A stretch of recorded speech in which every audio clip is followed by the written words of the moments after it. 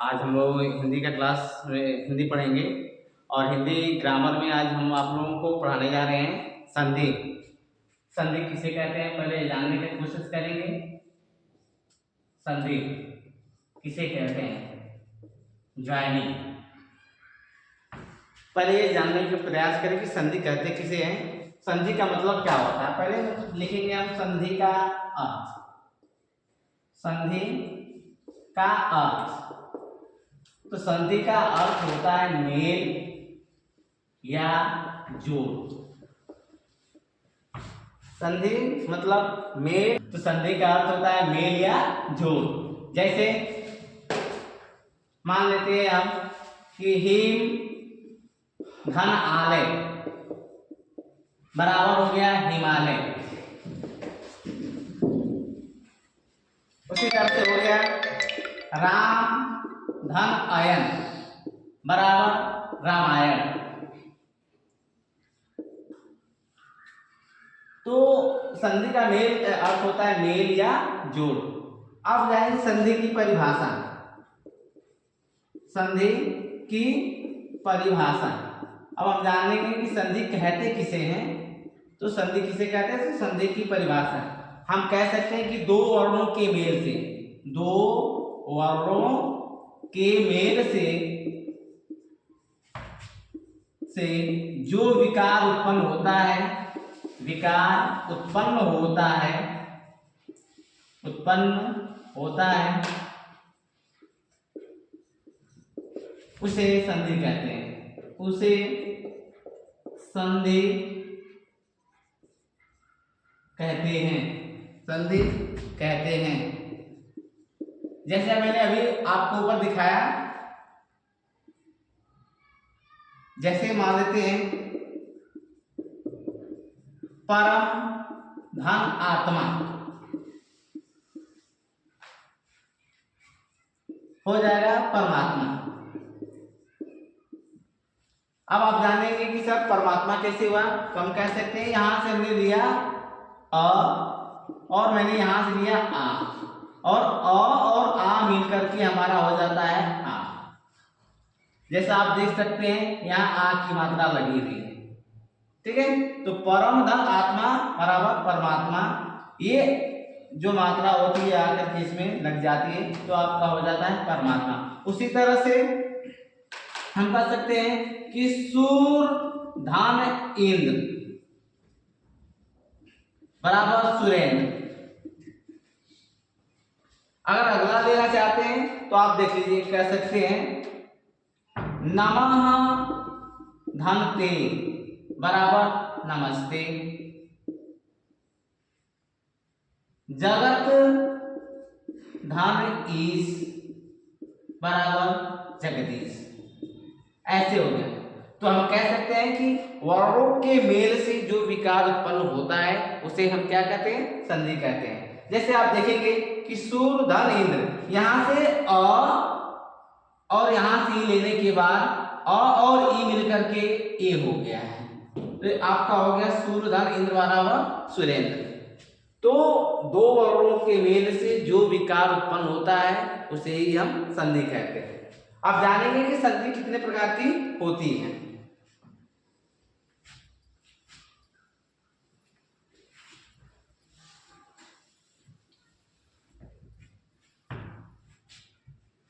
संधि के भेद,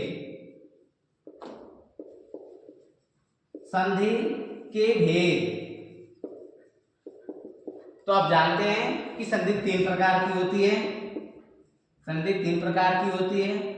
पहला है स्वर संधि, दूसरा होता है व्यंजन संधि,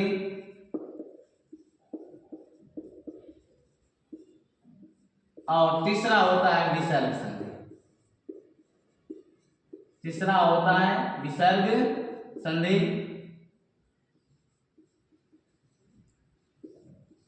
ठीक है। अब हम आगे पढ़ेंगे कि स्वर संधि किसे कहते हैं।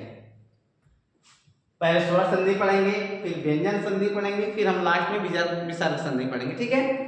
अब जानेंगे कि पहले स्वर संधि कहते किसे हैं। तो आइए जानते हैं स्वर संधि किसे कहते हैं। तो लिखेंगे यहाँ स्वर संधि। स्वर संधि तो कह सकते हैं कि दो वर्णों के मेल से, दो स्वरों के मेल से जो विकार उत्पन्न होता है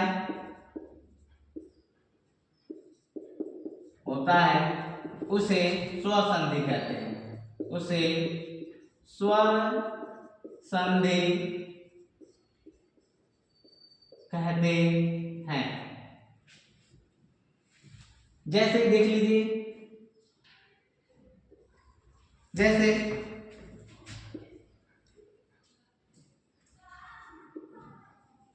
महाधन उत्सव, महाधन उत्सव बराबर महोत्सव। महाधन उत्सव बराबर महोत्सव। आ और ऊ मिलकर के ओ हो गया। देखा आपने, जब दो स्वर मिले तो तीसरा स्वर में परिवर्तित हो गया। उसी तरह से आप कह सकते हैं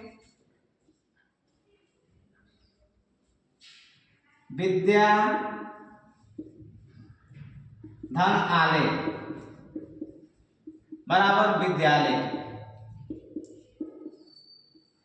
देखिए आ और आ मिलकर के आ हो जाता है।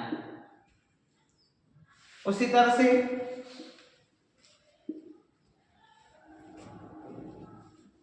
महाधन ईश बराबर महेश।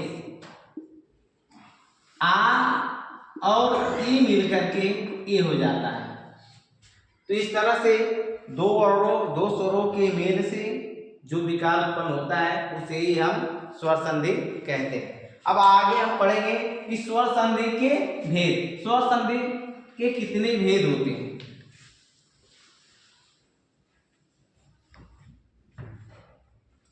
स्वर संधि के प्रकार आप जानते हैं कि जो स्वर संधि होती है, स्वर संधि 5 प्रकार की होती है। स्वर संधि जो होती है वो 5 प्रकार की होती है। पहला होती है दीर्घ संधि। दीर्घ संधि। दूसरा होता है गुण संधि।